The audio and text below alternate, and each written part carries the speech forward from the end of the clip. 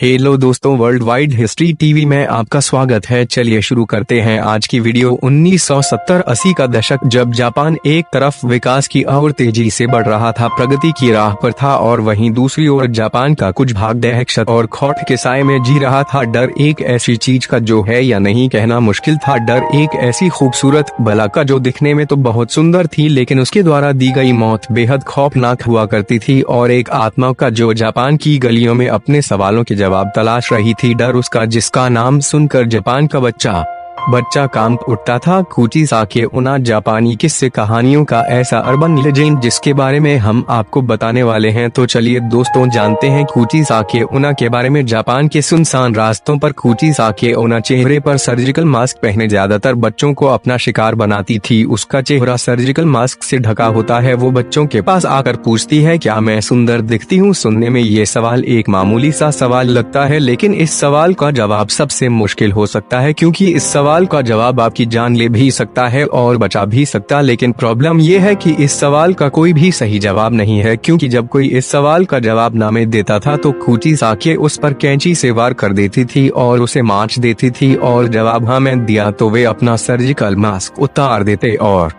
अपना बेहद डरावना और जख्मी चेहरा दिखा देती थी। उसका चेहरा दो हिस्सों में बटा होता था, मानो उसके चेहरे को किसी ने दो हिस्सों में चीर दिया हो, और फिर से वो अपना सवाल दोहराते थे, क्या मैं अभी सुंदर दिखाई देती हूँ? कुचिसाकी का डरावना चेहरा देखने के बाद अगर उसके सवालों का जवाब ना में देता वे उसे माच देती थी, और जवाब हाँ में होता तो कुचिसाकी अपनी कैंची से जवाब देने वाले के चेहरे पर एक अपने जैसा घाव बना देती थी, जिससे लोगों की मौत हो जाती थी। जापान में 1970 के पूरे दशक में खौफनाक बला की दहशत थी। दहशत इतनी कि लोग अपने बच्चों को घर से बाहर नहीं जाने देते थे, और लोगों ने अपने बच्चों को स्कूल भेजना भी बंद कर दिया था। और कुचिसाकी के शिकार बने बच्चे और अन्य लोगों की खबर से वहां के अखबार भरे रहते थे। ऐसे बहुत से लोग थे जिन्होंने दावा तो किया कि उन्होंने कुचिसाकी उना नाम की आत्मा को देखा है। उन दिनों इस खतरनाक चलती फिरती मौत की दहशत इतनी ज्यादा बढ़ चुकी थी, जापानी सरकार को स्कूली छात्रों को पुलिस प्रोटेक्शन देनी पड़ी ताकि बच्चे बेखौफ स्कूल आ जा सके। लेकिन फिर भी कुचिसाकी उना ने अनेकों लोगों को अपना शिकार बनाया, और वो ऐसा क्यों करती थी? यह कहानी शुरू होती है जापान के ही यान पीरियड के दौरान। लगभग 1200 से 800 साल पहले जापान के छोटे से गाँव में एक खूबसूरत औरत रहती थी, जिसे अपनी खूबसूरती पर बहुत नाच था। वे अपने पति के साथ रहा करती थी, जो कि एक समुराय था। युद्ध के दौरान उसके पति को युद्ध में भाग लेने जाना पड़ा, और जब वे युद्ध से वापस आया तब उसने अपनी पत्नी को किसी गैर मर्द के साथ आपत्तिजनक स्थिति में पाया। यह देखकर वे समुराय क्रोधित हो उठा और अपनी तलवार के एक ही वार से अपनी बीवी को बुरी तरह घायल कर दिया।